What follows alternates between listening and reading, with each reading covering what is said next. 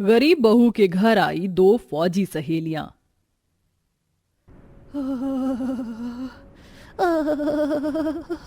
दादी माँ, बहुत जोर से ठंड लग रही है।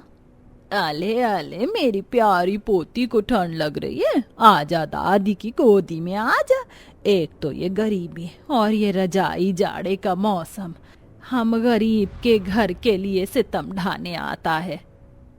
मगर ठंड का ये कहर काटने के सिवा हम गरीब कर भी क्या सकते हैं सुलोचना।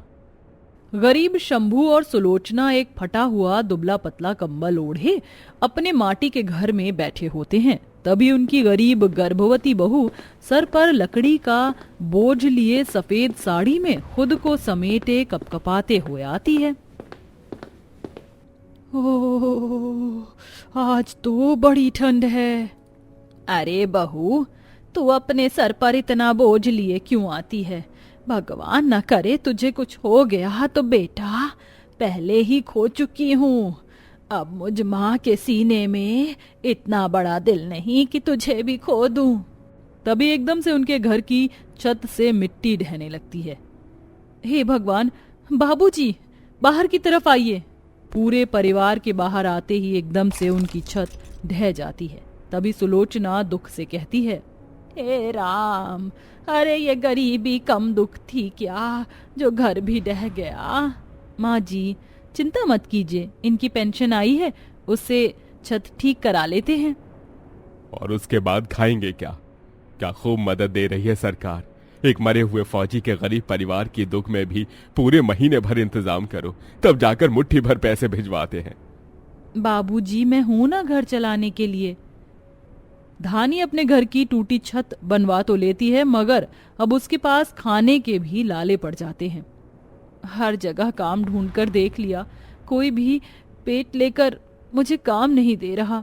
मैं कैसे निभाऊंगी उनको दिया वादा? धानी उस वादे को याद करने लगती है। धानी की आंखों में आंसू भरे हुए उसके सामने उसका फौजी पति कुंदन खड़ा है। वह भराए स्वर में कहती है, जा रहे हो जी? हाँ धानी, आज तुमसे एक वादा चाहता हूं। अगर मैं लौट कर ना आया तो माँ बाबूजी का ख्याल रखना। मेरे बाद उनकी बहू भी तुम हो और बेटा भी तुम हो धानी। वादा करती हूँ जी। धानी कुंदन के गले लग जाती है। दुखी मन से वो घर आ जाती है। तभी उस गरीब बहू के द्वार पर एक महंगी गाड़ी रुकती है, जिसमें से उसकी सहेलियां स्वरा और मीरा महंगी साड़ी सैंडल पहने और तन पर गर्म शॉल ओढ़े उतरती हैं। अपनी सहेलियों को देखकर धानी के मन का दुख उसकी आंखों से आंसू बनकर बहने लगता है। स्वरा, मीरा, तुम दोनों यहाँ? हाँ, जीजा जी के बारे में पता चला कि वो शहीद हो गए। ये तूने अपना क्या हाल कर लिया है धानी? मुझे क्या हुआ है, ठीक तो हूँ, अंदर आओ। धानी दोनों को भीतर लाकर बिठाती है और उस माटी के चूल्हे पर चाय बनाने लगती है। तभी उसका हाथ जल जाता है। आह माँ! धानी तू ठीक तो है? एक दिन इन्हीं हाथों में तुझे मेहंदी लगी थी और आज इसमें जख्म ही जख्म भरे हैं। कितना खुशियों भरा दिन था वो। दोनों सहेलियां बीते दिन को याद करने लगती हैं। स्वरा, मीरा और धानी तीनों सहेली हैं। जहां स्वरा मीरा बड़े घर की बेटी हैं तो धानी गरीब है।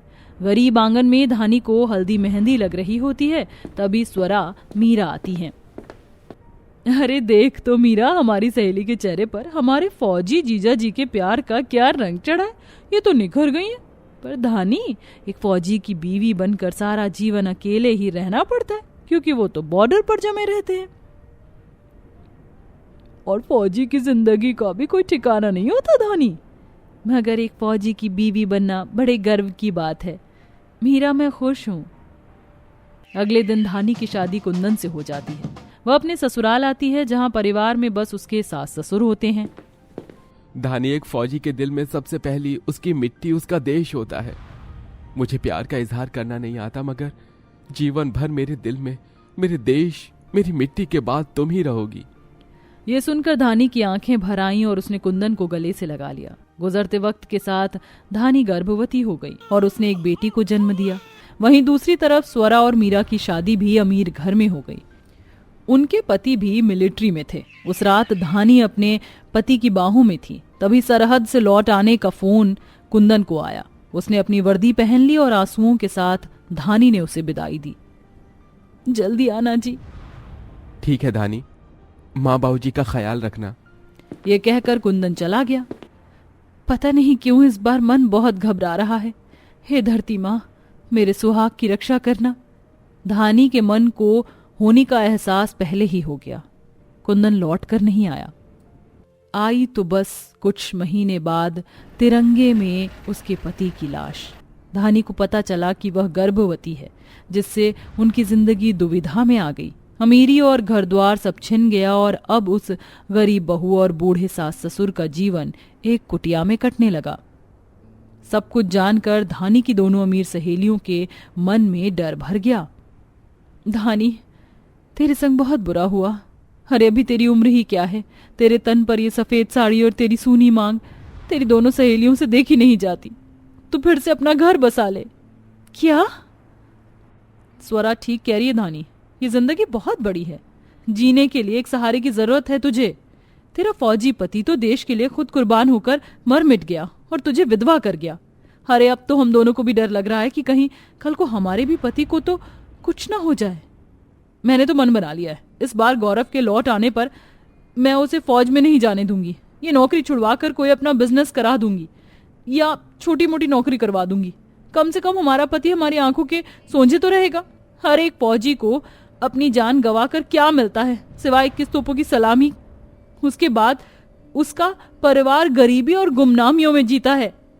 ये सुनकर धानी ने झुंझलाकर अपनी दोनों सहेलियों से कहा, बस करो तुम दोनों। पता है मेरे कुंदन क्या कहा करते थे कि धानी, जितने फक्र से अपने फौजी पति के नाम का सिंदूर अपनी मांग में भरती हो, अगर कल को मैं मर भी जाऊं तो भी इतना ही फक्र रखना, क्योंकि तुम एक शहीद की बीवी कहलाओगी और एक शहीद फौजी की बीवी की आंखों में डर, दुख और आंसुओं की कोई जगह नहीं होती। नहीं करना मुझे अब किसी और के नाम का 16 श्रृंगार। मैं अपने फौजी पति की विधवा बनकर ही खुश हूं और मुझे फक्र है खुद पर। इसके बाद धानी की दोनों सहेलियां चली जाती हैं। 2 दिन बाद, गौरव मत जाओ ना। मीरा, मेरे देश को मेरी जरूरत है, मुझे जाना होगा। धीरज, तुम समझ क्यों नहीं रहे हो? जब जब तुम फौज में जाते हो तो एक हाथ मेरे दिल पर लगा रहता है कि तुम्हें कुछ हो ना जाए। तुम नहीं जानते मेरी सहेली धानी आज विधवा की जीवन को काट रही है। स्वरा, तुम्हें मेरी सौगंध है, अपने फौजी पति को रोककर नहीं मुस्कुराकर विदाई दो। और कल को अगर मैं न लौटूं तो मेरी इस वर्दी का मान तुम्हें बढ़ाना है। इसके बाद स्वरा और मीरा अपने पति की आरती करके उन्हें विदाई देती हैं, मगर वह दोनों जंग में शहीद हो जाते हैं और तिरंगे में लिपटी हुई उनके शव आते हैं, जहां पूरे इज्जत मान के साथ फौजी उन्हें विदाई देते हैं।